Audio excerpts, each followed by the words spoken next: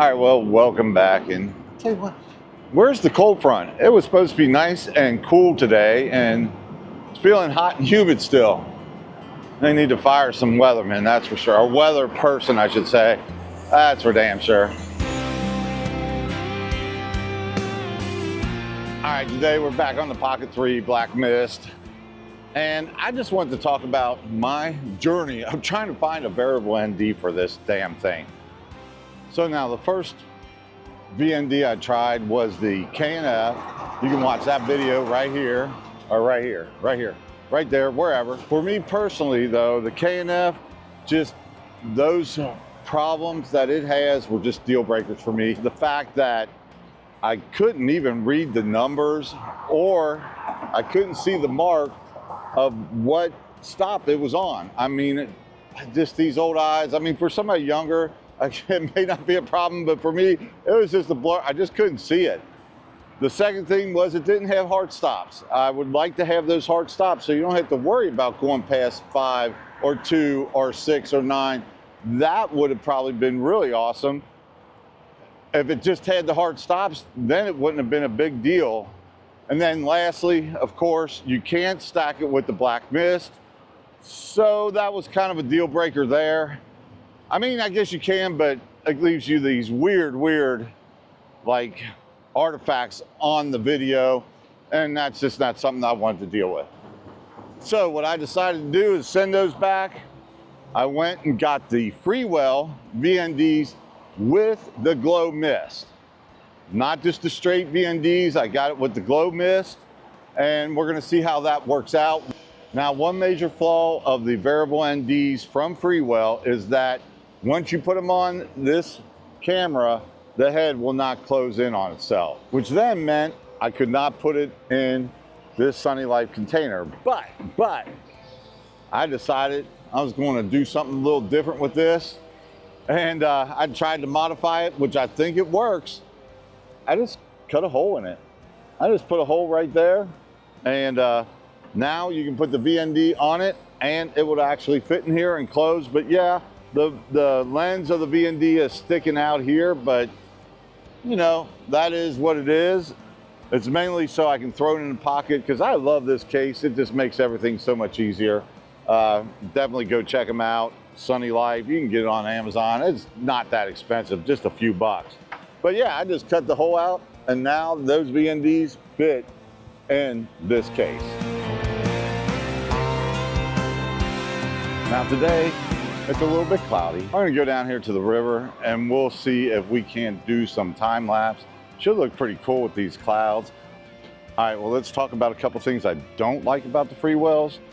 Number one thing is, once you put them on here, the gimbal head will not close in on itself. And that leads to the second thing. You always have to carry this case around so that you can bring these along. Now, they will work in the original DJI case for this camera. I just don't like that case. I don't know. I just really don't care for it. It's just too big. But if you have to use that case and for travel and packing it away, you can put these variable ND filters in that case so that you can have them. And then you can also have your Black Mist, which will fit in those cases as well. I don't know though. I just don't like that case. I'd rather have the Sunny Life case, because it just makes it a lot easier, especially when you're doing stuff like this. You want to put it away, put it in your pocket. That just slips right in there. With that original DJI case, meh, not so much. But neither of those things are deal breakers for me. You know, if I have to pull them off and put them on, that's fine. I will do that. Like I said, for as much as I'm actually going to use them, I don't think it's going to be a big issue. I do like the fact that once I put them on here, I can leave them on here and I can adjust from there. I don't have to constantly take one ND filter off, put another one on, put another one off. As I said in my last video, that's just not something I want to do. Now on to a couple things that I do like about these ND filters. First thing is really nice case, and it's small, so you can kind of pack it anywhere you want to put it. I mean, I can put it in my pocket, I can put it in my bag, I can, well, those are probably the only two places, but still, it is kind of tiny, and it's pretty slick. Now, the next thing, and probably the most important thing about these ND filters, is the fact that they have hard stops on them.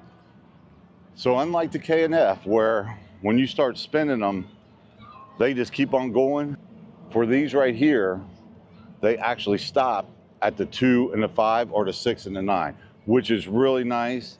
That helps out, especially these old eyes, to keep a good idea of where they're at. And second part, even though the markings are kind of small, I can still see them though. I can actually see those, even though they look like a blur, but I can actually still see those and kind of tell where exactly they're at.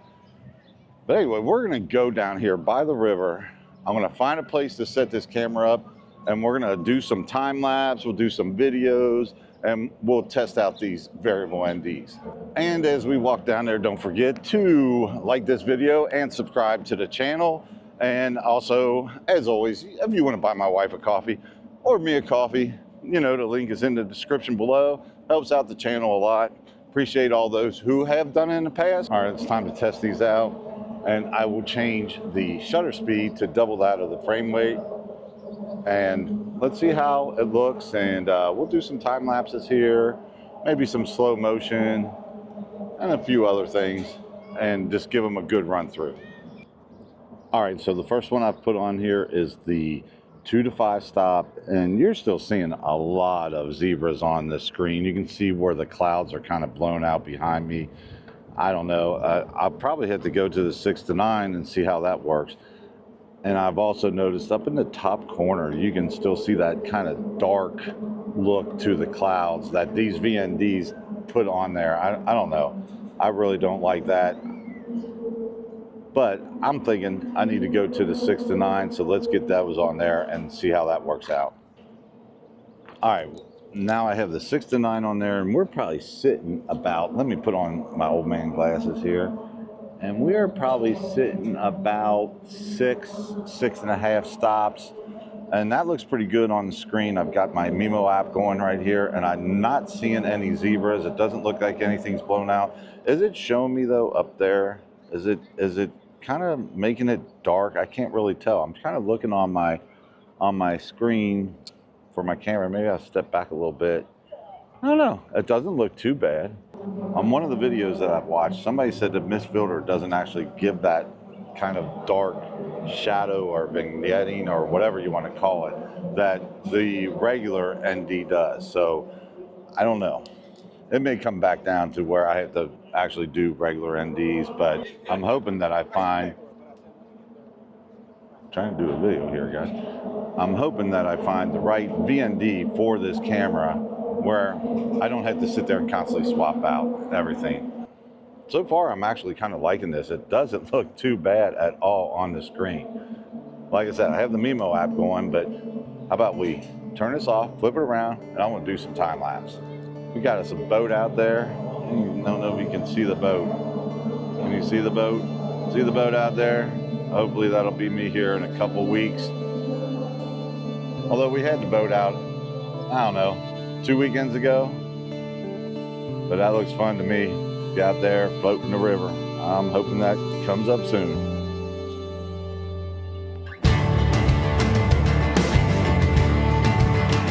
All right, now I've had a couple people tell me that they would not vlog with a VND, but hey, who said I was going to listen to them?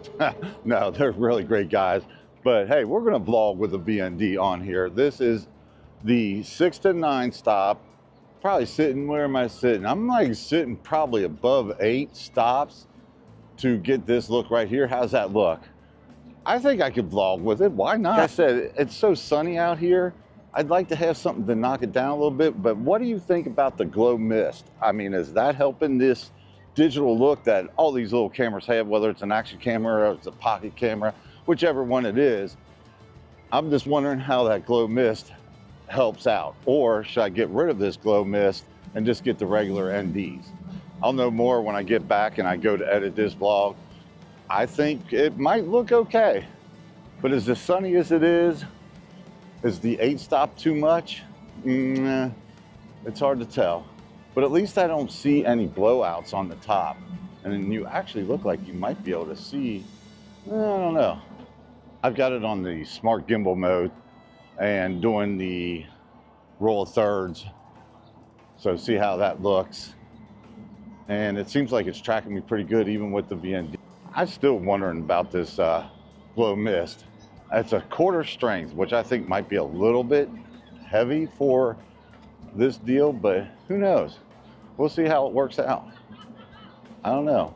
I like the mist effect. I definitely like the black mist. Something that pretty much stays permanent on my camera all the time, and even actually on the Action 4 or all the other action cameras that I have. It just helps to take off that digital look that all these action cameras have.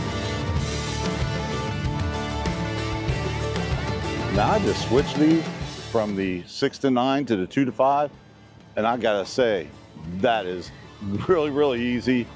The fact that you can grab that red ring and just pull these off and put them right back on, I tell you what, that is actually really, really nice. That's one reason why I would definitely suggest these, because taking them off, taking them on is really, really, really a whole lot easier than it ever was with that K&F. And also to say, I'm recording this all on D-Log-M. But anyway, let me know in the comments what you all think. Do I need a VND? I don't know. I'm still trying to determine that. Is this the VND that will end my search? I don't know. I had to look when I get back there to do some editing. But overall, from what I've seen, it doesn't look too bad. And it doesn't look like it's giving me that real dark blue sky that you see on the K&F that I had and some of the other VNDs that I've used on some of my other cameras. But that's it. And you know, as always, be safe out there. Take care. We will catch you next time.